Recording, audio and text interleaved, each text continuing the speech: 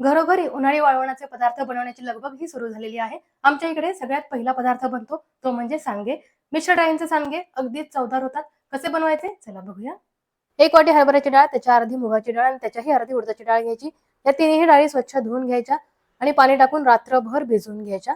दुसऱ्या दिवशी सकाळी आपण या डाळी वाटून घेणार आहोत.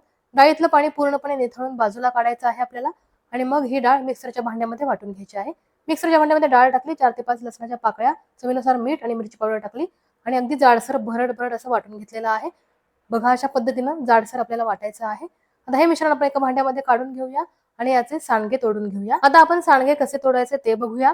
पाट किंवा चौरंग घ्यायचा आहे किंवा प्लॅस्टिकचा पेपर घेतला तरी चालेल आणि हातामध्ये आपल्याला एक गोळा घ्यायचा आहे आणि 3 बोटांच्या साह्याने बघा अशा पद्धतीनं सांडगे हे तोडायचे आहेत. आणि कडकडीत उन्हामध्ये सांडगे वाळल्यानंतर खाण्यासाठी तयार. तळून खा, भाजी करून खा, अगदी मस्त लागतात. रेसिपी आवडली असेल लाईक करा.